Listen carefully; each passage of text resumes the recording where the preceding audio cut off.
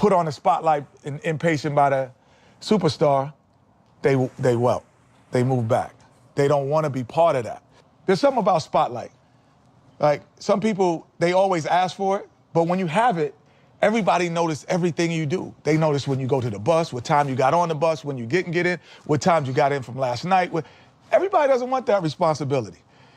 Some guys next to the men want that responsibility, but just can't get it, and they need somebody to push them, and some guys don't want any of that. You know, that's a great point. Remember we were playing, so we're playing the Celtics in Detroit, Game 6. If we win Game 6, we go back and we play you Game 7. And you kill him round field. I mean, killing them, right? And so I come in at halftime, and I'm like, hey, you know, we got to put somebody else in, put Earl Cureton in. And Roundfield heard me say that. Took off his jersey, quit. Do you remember that? Yeah. He quit at halftime. God rest his soul. Took off his jersey, said, I'm not playing no more, right? So we go back out at halftime, and we looking for rounds, and he's not around, right? So we walk back out on the court, McHale's like, damn, where your boy at? You got the Kevin McHale forward package.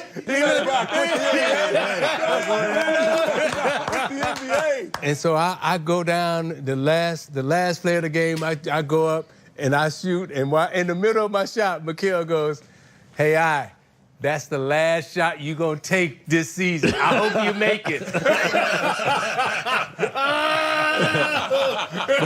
But you know, Do you remember that? Yeah, absolutely. You know, you were talking about that. But you know, when you're at that level, LeBron's not gonna play with these kids yet. You enjoy it. Like when you guys were on our heels. Like the Pistons were getting better, and Mahorn and Lambeer were just dirty as hell. So we started off the game, and I would go to Zeke, because I knew Zeke when we were kids. We played together in Pan Am game.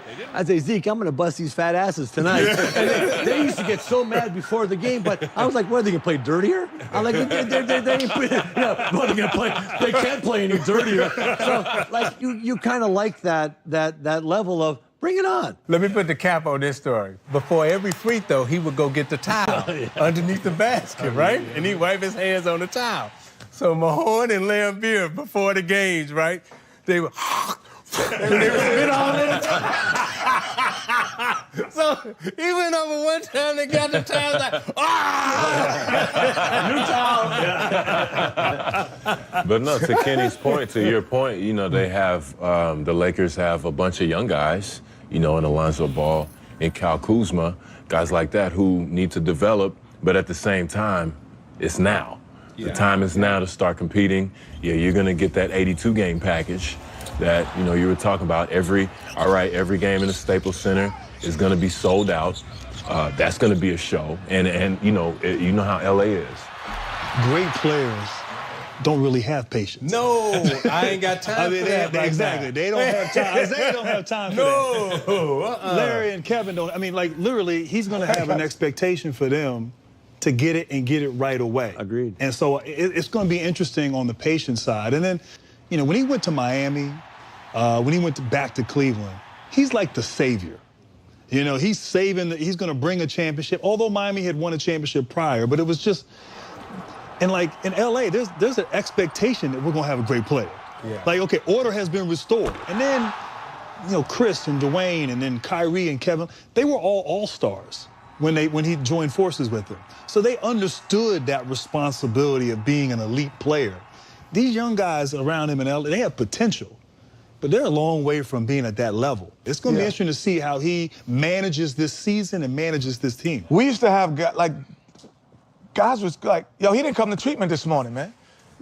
Like in the middle of the meeting, like just out of the blue, we're 10 minutes before the game, you're like, yo, he ain't come to treatment this morning. Like those type of statements put you on blast right there. And everything is accountable, and that is different.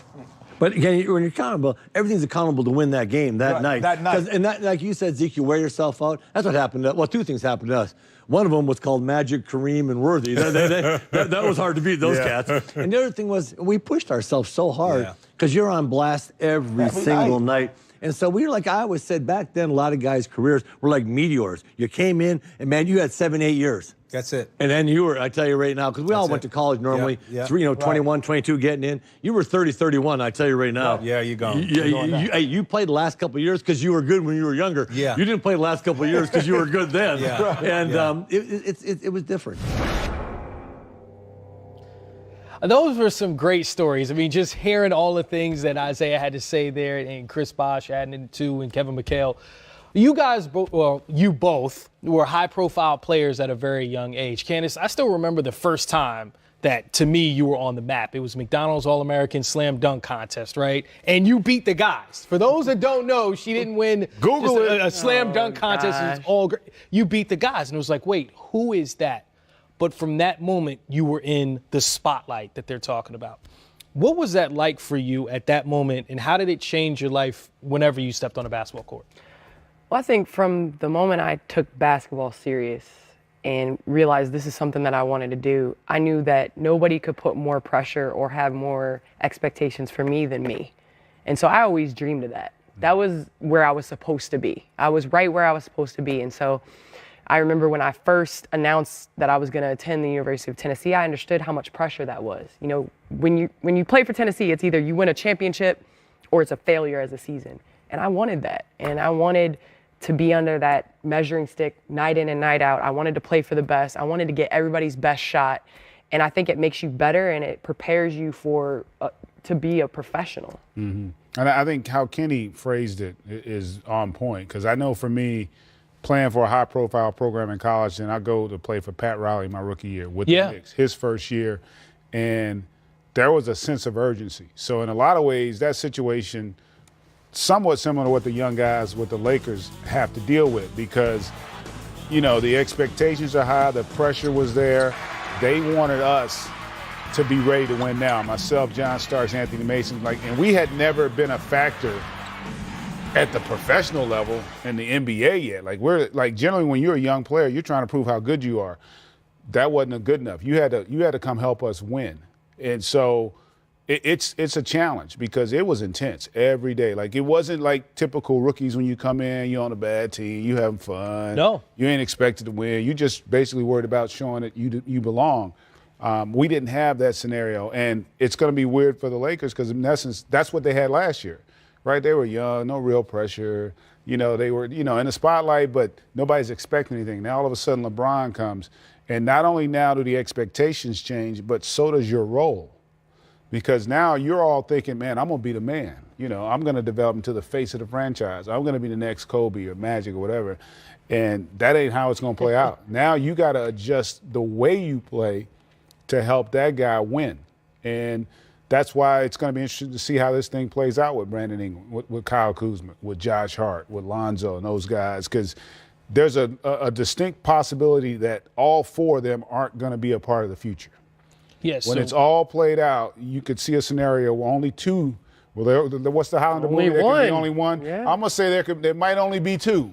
So you don't think that entire – okay, let's name the guys. Brandon Ingram, Lonzo Ball, Josh Hart, Kyle Kuzma.